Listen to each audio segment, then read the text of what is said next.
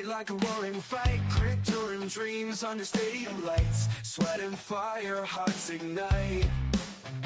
Evening sports buffet, with the Ginch replay. Highlights while scores collide, it's the riot live tonight.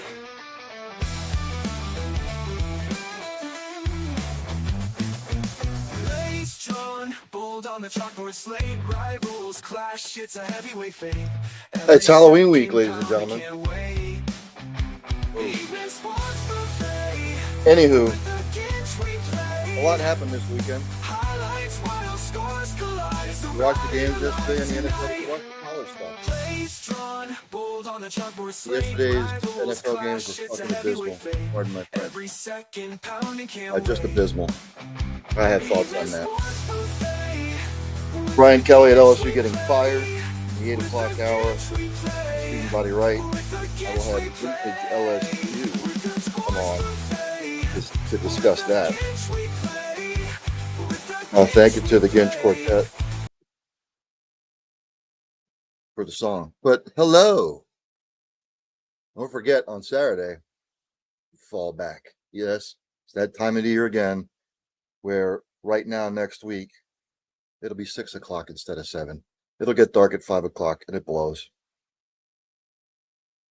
For those of you golfers out there, you will probably have to set your tee time no later than noon to get 18 in. Well, welcome to Early Evening Sports Buffet with the Ginch. I am Sid Ginch, Ryan Neff. Some news and notes from around the world in sports before I get into anything else. Michigan and Sharon Moore, they have withdrawn their appeals in the infractions case reported by Pete Thamel and Dan Wetzel of Espen. What are they going to do? This is in reference to the whole Connor Stallions shit. Look, you got busted. They suspend you for a couple of games that didn't really matter. They have withdrawn their appeals case. Good for them. I don't know what you're going to appeal because the evidence that has been mounted, you've got no case to appeal. All you Michigan fans, all you Michigan jabrones out there, you need to just shut up now and accept it. They got busted. Jim Harbaugh knew it was coming down 2 years ago. That's why he rolled. All out what Pete Carroll did at USC when he knew it was coming. And he rolled.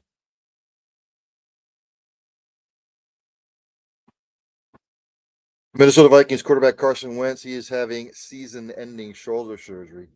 If you saw the play which he got hurt, he played through it. I didn't care if J.J. McCarthy would have been out there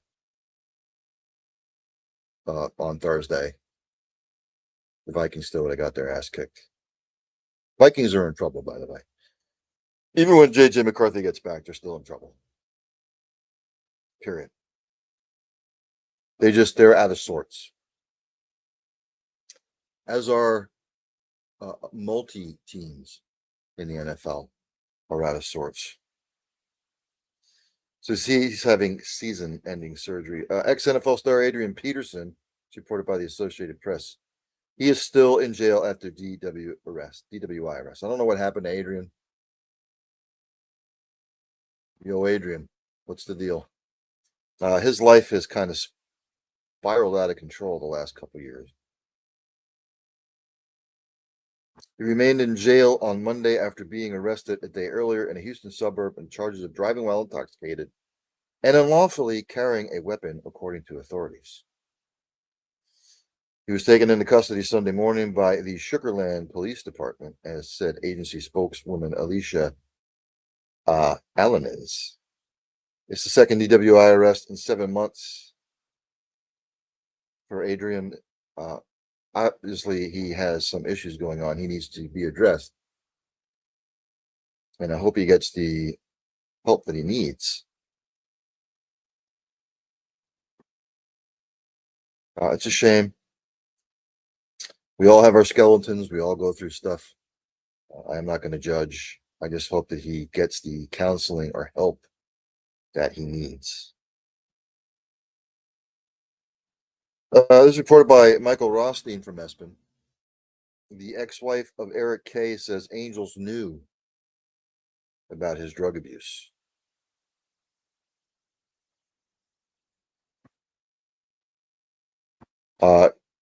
She's basically said the organization was aware of his drug abuse multiple times before K supplied the drugs that killed Angels pitcher Tyler Skaggs in 2019. She did testify in a wrongful death civil suit that she witnessed team employees distributing non-prescription drugs to players, including once on a team plane where she described opioid pills being handed out. Her testimony was repeatedly interrupted with objections by team attorneys. And I'll just read this verbatim. Camilla K's testimony refuted that of the first two witnesses of the trial, Eric K's ex-boss, Tim Mead, the former director of communications, and Angels traveling secretary, Tom Taylor. Mead and Taylor both testified that they were not aware of K's drug use and whether he was providing drugs to players until after Skaggs' accidental overdose death in the Texas hotel room 2019. What are they going to do? You're just going to blatantly admit it? Again, when we're young, we're told not to lie. Tell the truth. The truth will set you free. But when we grow up and we find ourselves in certain situations, what do people tell you to do? Shut up. Don't tell the truth. Keep your mouth shut. That's just what we're told.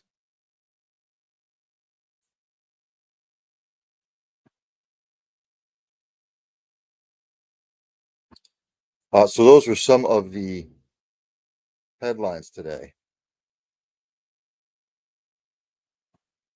Game 3 of the World Series tonight. 8 o'clock. Blue Jays at the Dodgers. Dodgers are favored. The over-under on the game is 7.5. Dodgers minus 150. The Blue Jays plus 165. So let's jump to the NFL. I'm not going to go through stats. I will save that for tomorrow. Just some of the things that I witnessed from Thursday to yesterday. It started off Thursday with the Vikings and the Chargers. The Vikings get their ass kicked. I'll just point out one thing from each game that I circled. It was an abysmal game for the Vikings. There's no way to sugarcoat it. I'm just going to throw this. I'll throw this thing that I circled out. The Chargers ran the ball 43 times for 207 yards. Minnesota ran it 11 times for 34 yards. That's all you need to know. I've said it before and I'll say it again. Dees from Steel City Renegades yesterday even said it to me. You beat the dead horse, but it's the truth. If you can't run the ball in the National Football League, you're not going to win games, period. Now, I know the Vikings were playing from behind, but still, all in all, you don't abandon the run game. If you get the run game going, it's called ball control. It's called clock management. It's called clock control. And that's all you need to know. Chargers, 43 rushes for 207 yards. The Vikings, 11 carries, 34 yards. Chargers are 5-3, by the way. The Vikings now 3-4, and the Vikings are in a little bit of a hurt. The Chargers have righted the ship. The Chargers, again, know their identity. It's hardball ball. It's pound the rock down your throat until you can stop it. Ball control, pound the rock, play solid defense. That's the Chargers game. When they're doing that, they win. When they get away from it, they lose. And kind of a surprise, even though Kirk Cousins did play for the Falcons and Michael Penix Jr. didn't. Shame on the Falcons, by the way. They lose 34-10 to a 1-6 Dolphins team. Was putrid, pungent, whatever you want to call them. And the Falcons come out and they lay an egg.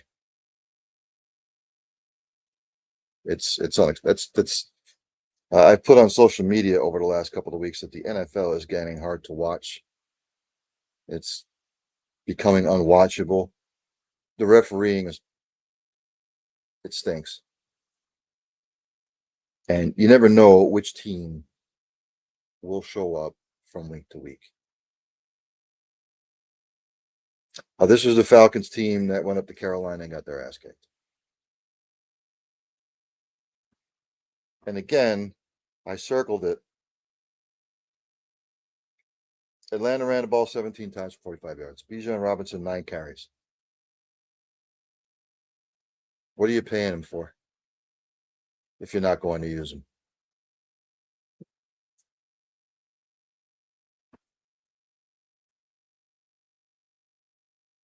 He didn't even catch a pass out of the backfield. He had 9 touches. Dolphins ran the ball 37 times for 141 yards. Falcons 17 for 45. That's all you need to know. As much it is a passing league, if you can't run the fucking football, you're not going to win. Period. End of story. Falcons are 3-4. The Dolphins 2-6.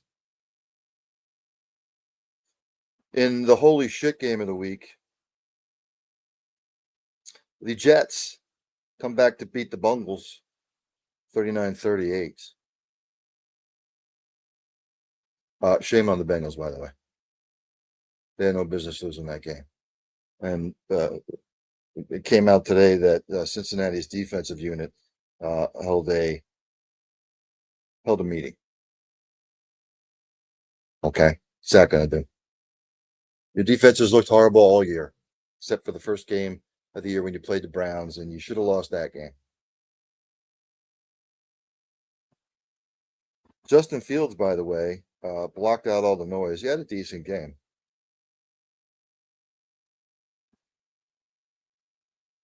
But again, I circled it. New York ran the ball 37 times for 254 yards. Cincinnati 23 for 181. But New York won the rushing battle, by the way.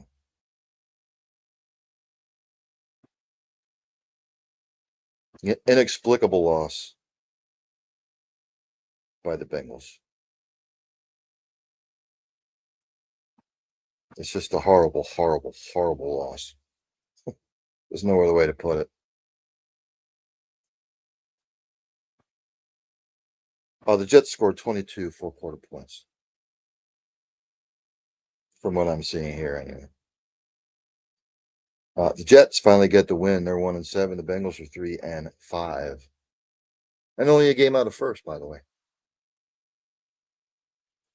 Because the AFC North right now blows.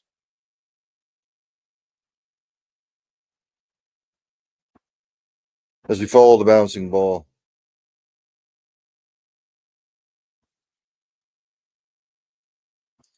Patriots all over the Browns, 32-13. It's actually only 9-7 at the half. But then the Patriots in the third quarter scored 21 unanswered and pulled away.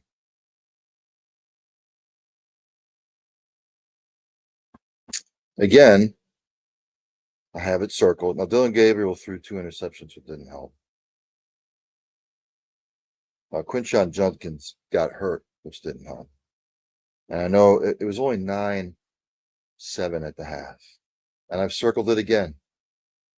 New England ran the ball 35 times for 177 yards. Cleveland ran the ball 16 times for 68 yards. This is not rocket science.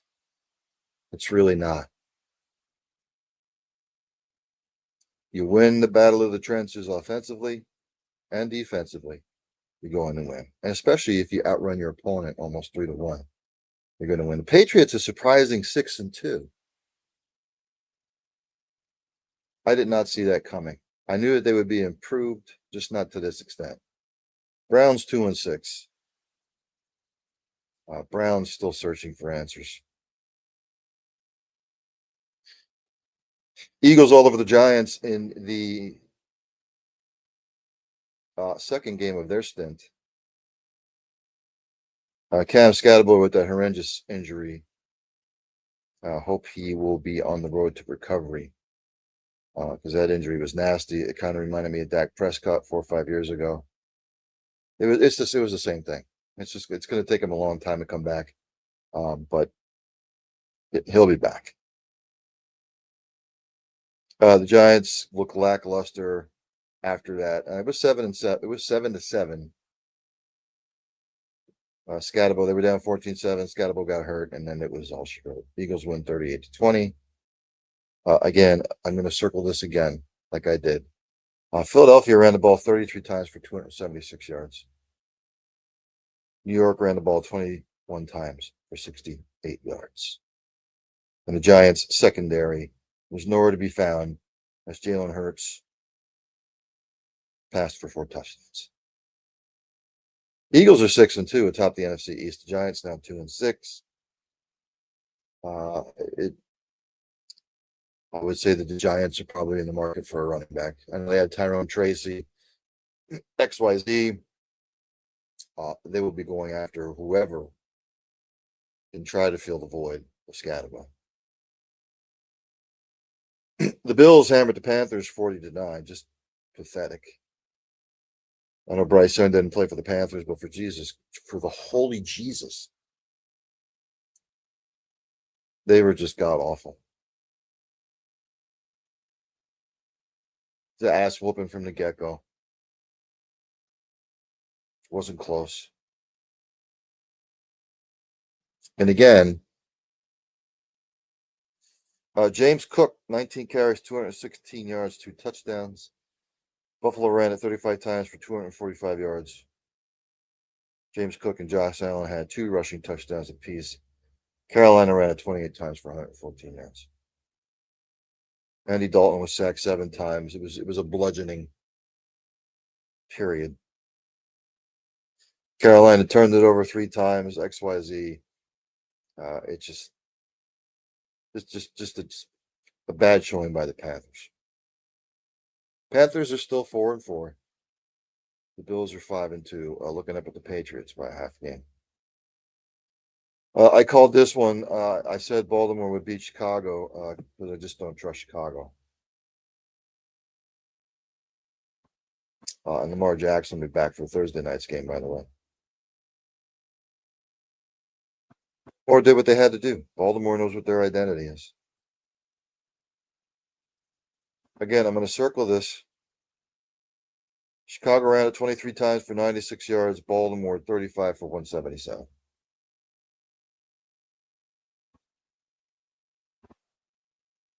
I get it. The Bears are playing from behind. Blah blah blah blah blah blah. You still can't abandon the run game. Can't do it. Ravens 2-5. The Bears are 4-3. Ravens are only 2 games out of first, by the way.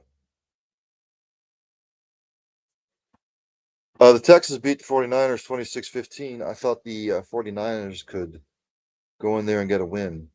They did not.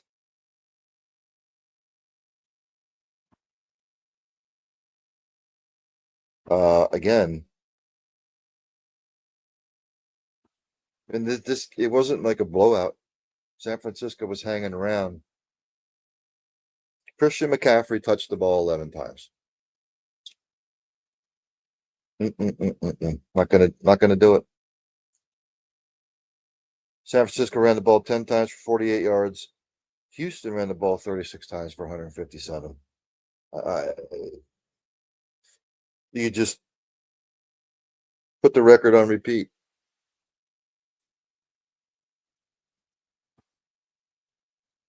The Texans with a huge win. 3-4. 49ers are now 5-3. The Buccaneers beat the Saints. Baker Mayfield's play was abysmal.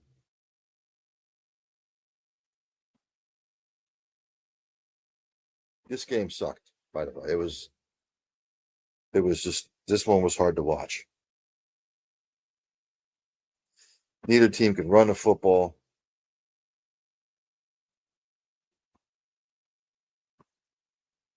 Spencer Rattler got benched for New Orleans. Tyler Shaw came in, did no better.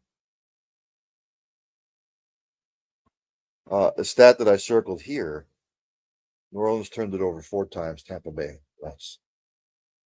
Difference in the ball game. Saints fall to 1-7 again. Kellen Moore is probably scratching his head, figuring, why did I leave Philadelphia? Buccaneers are 6-2. The Buccaneers defense travels.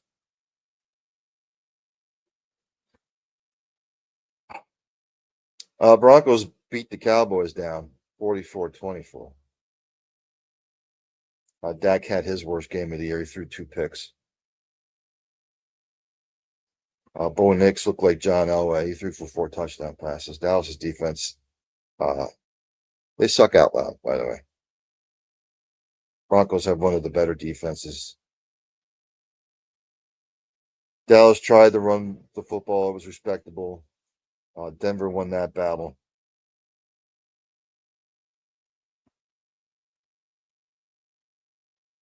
But it wasn't really close, to be honest with you. Denver pulled away.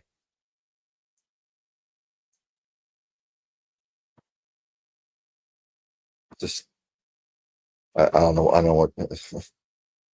Don't get me started. And of course, afterward, of course, my iPad's talking to me. And then Jerry Jones in his presser said that he's not happy about only having 3 wins.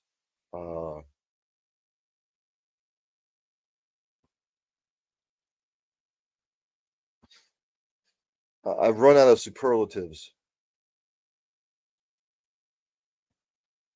By the way, this will bring me to my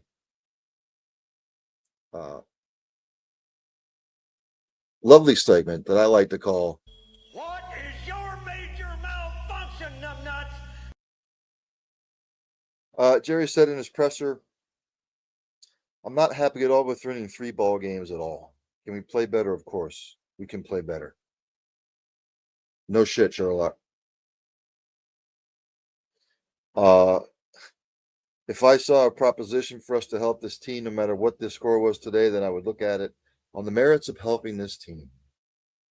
And if you're talking about trading for a player or trading a player, I would completely look at it on the merits of the team, both for next week or the weeks after or for the longer term. Today would not affect the decision on trading for a player.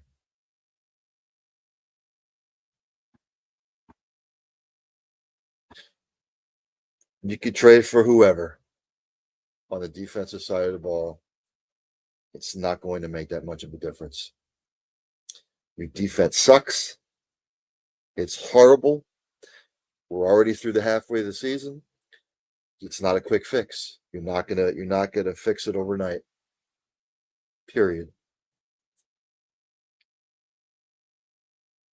I would never wish anything bad on Jerry Jones, but he is a buffoon as a GM. He is a buffoon as an owner. I've said this on many, many occasions as a former Dallas Cowboys fan. Until he's gone from the equation, I can't. I can't go back. Period. He and Steven are the ones who put the defense together, X, Y, and Z.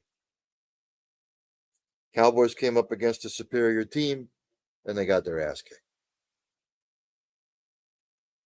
Dallas lost to Carolina, for Christ's sake.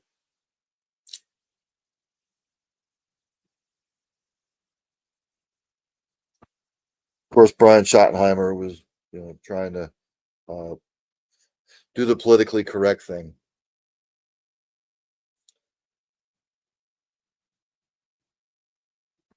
Jerry believes everything that comes out of his mouth. And why he's surprised that the Cowboys have only won 3 games out of 8 is beyond me.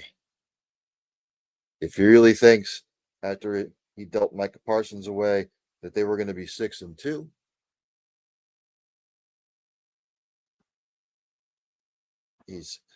I will say this to Dallas fans across the globe.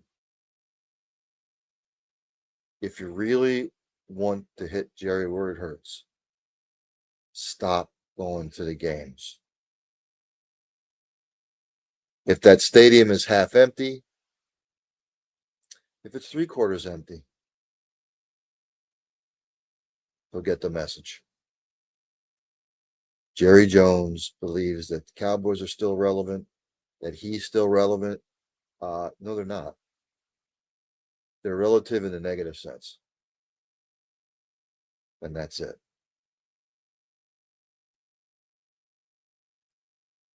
Jerry has shoved the red hot poker up Cowboys Nation's ass for 30 years. And it will never change. Never change. Cowboys are 3-4-1. The Broncos 6-2. Broncos seem to have righted the ship.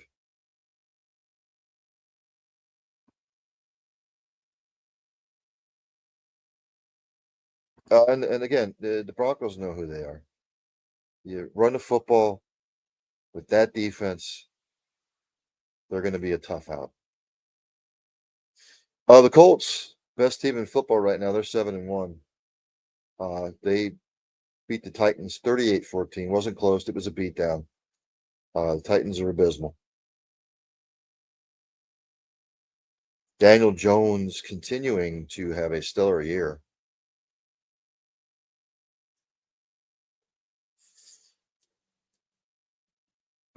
On this game, I circled Colts won the rushing game.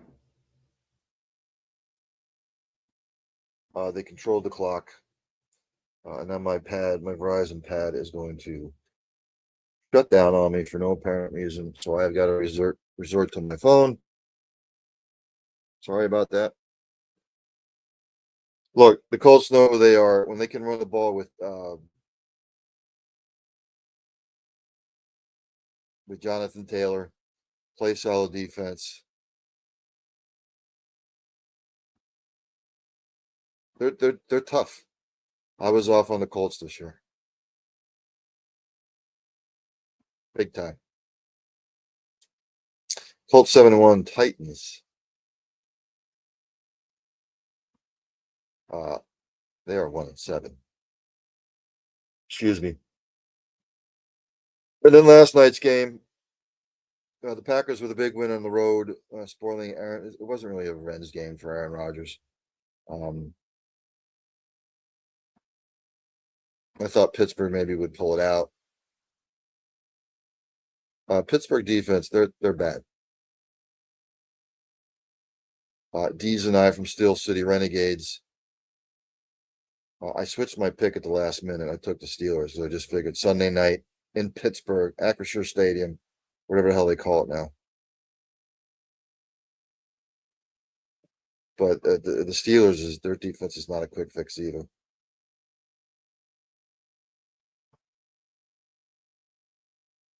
Jordan Love looked like a young Aaron Rodgers. He played fantastic.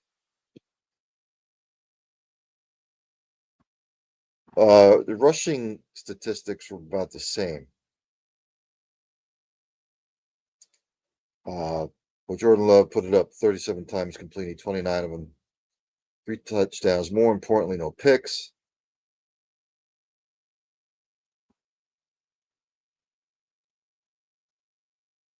If I had to circle a statistic like I did last night, the Steelers were 1 of 10 on third down. Packers were 5 of 12. Ladies and gentlemen, if you're 1 of 10 on third downs, you're not winning, unless the other team is 0 for 11. or just as bad. But the Packers with a huge win. This division is going to come down to the Packers and Lions in the NFC North. Green Bay 5-1-1. Pittsburgh 4-3. Pittsburgh has a lot of issues. Green Bay, again, they know who they are. Balanced offensive attack, and solid defense. Again, I had to resort to my phone here because the Verizon pad died. Let's go to the NBA standings, shall we? Actually, I'm not even going to go through the standings yet because some teams have only played like 2 games, others 3. Scores from yesterday. The Spurs beat the Nets 118-107. Victor Wembanyama continues to impress. 31 points, 14 rebounds yesterday.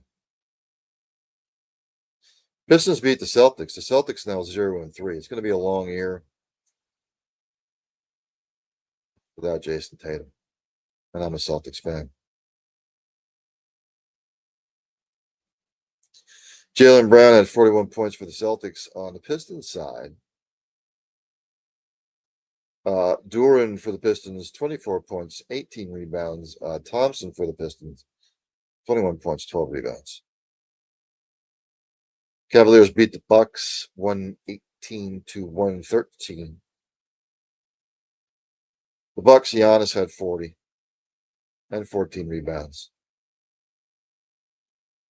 For the Cavs, you had Eric Mobley with 23 points, Donovan Mitchell with 24. The Heat beat the Knicks 115-107. For the Knicks, Jalen Brunson with 37 points. Cat added 18 rebounds. For the Heat, Adebayo 19 points, 13 rebounds. Hornets beat the Wizards 139-113.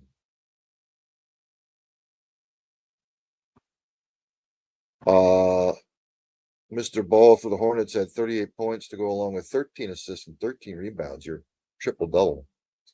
For the Wizards, CJ McCollum, 24 points.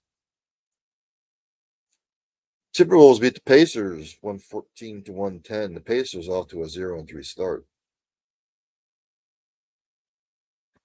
For the Pacers, Pascal Siakam, 33 points, 10 rebounds. And for the Minnesota Timberwolves, Rudy Gobert, 14 points, 18 rebounds. John Randall, 31 points. Mavericks beat the Raptors 139-129. For the Raptors, Scotty Barnes, 33 points, 11 rebounds. For the Mavs, Anthony Davis, 25 points, 10 rebounds. Clippers beat the Trailblazers 114-107. For Portland, Avdija, 23 points. For the Clippers, Kawhi Leonard had 30 points and 10 rebounds. And the Lakers beat the Kings 127-120.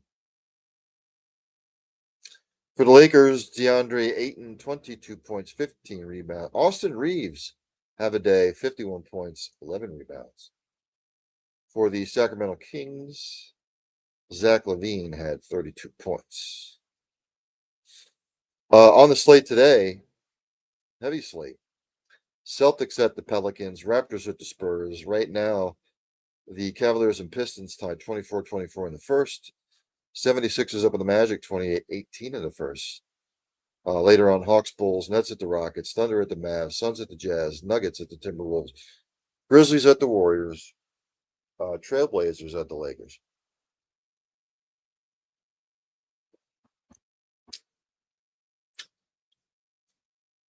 Let's go to the NHL, shall we? The standings. In the Eastern Conference. Oh, by the way, here on the Cole County Entertainment Network. Go over and also check out Patterson Avenue Fanatics. They are probably up and running right now. Uh, they will be talking about the Eagles, probably the rest of the NFC East. So check them out. Always a good show. In the Eastern Conference, in the Atlantic Division, Montreal sitting on top with 14 points. Detroit second with 12. Florida third with 10. Buffalo, Ottawa, Detroit all with 9. And Tampa Bay and Boston rounded out the division with 8 points apiece. In the Metropolitan, the New Jersey Devils with 16 points. Pittsburgh in second with 13. Carolina and Washington tied at 12 apiece. New York Islanders and the Flyers tied with 9 apiece. Columbus and the Rangers tied with 8 points apiece. In the Western Conference and the Central, how about the Utah Mammoth? First year, they sit on top with 16 points. Colorado second, 14 points. Winnipeg third with 12 points. Dallas fourth with 11 points. The Chicago Blackhawks and the Nashville Predators, 10 points apiece. Minnesota 8, and the Blues at the bottom with 7 points. In the Pacific, the Vegas Golden Knights sit on top with 13 points. Seattle second with 12. LA third with 11. Vancouver, Edmonton tied for fourth with 10. Anaheim is sixth with 9 points. San Jose with 6 points. Calgary right now sitting with 5 points. Not good.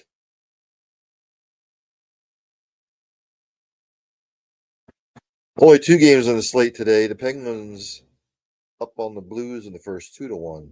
Bruins and Senators should be dropping the puck here shortly. Those are the only 2. I'm going to save all my NCAA football stuff for the 8 o'clock hour.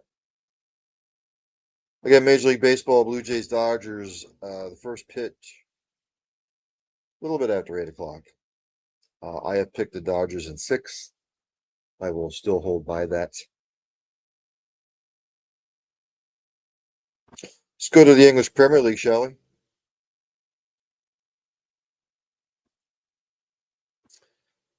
It all kicked off on Friday. Leeds beat West Ham 2-1. On Saturday, Chelsea with an inexplicable loss to Sunderland, 2-1. Newcastle beat Fulham 2-1. Man United all over Brighton 4-2. Brentford over Liverpool 3-2. Then yesterday, Arsenal beat Crystal Palace 1-0. Bournemouth over Nottingham Forest 2-0. Aston Villa with a big win over Man City 1-0. Burnley over Wolves 3-2, and Spurs all over Everton 3-0.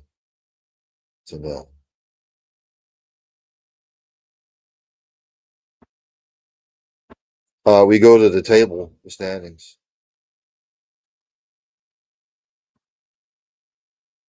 Arsenal sits on top right now with 22 points. Bournemouth, surprisingly, second with 18 points. Tottenham third with 17.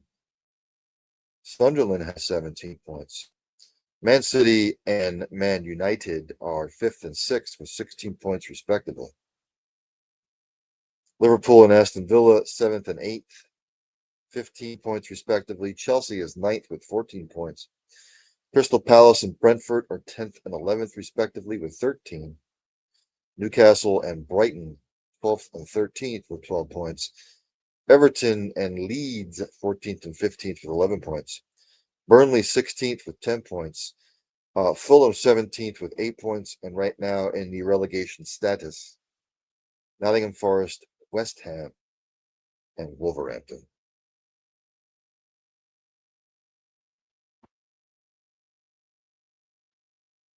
The NASCAR Cup Series, ladies and gentlemen. The Final Four is set for next week out there in, I believe, Phoenix. All you need to know is William Byron won the race. And your Final Four for next week, I believe, are Chase Briscoe, Denny Hamlin, Kyle Larson, and William Byron. So you basically have two Hendrick Gibbs cars, or I'm sorry, two Gibbs and Hamlin cars, JGR, and you have two Hendrick cars. I would say that Denny Hamlin is going to win his first NASCAR championship. Could be wrong. The Blues have tied it up with the Penguins in the first. It's 2-2.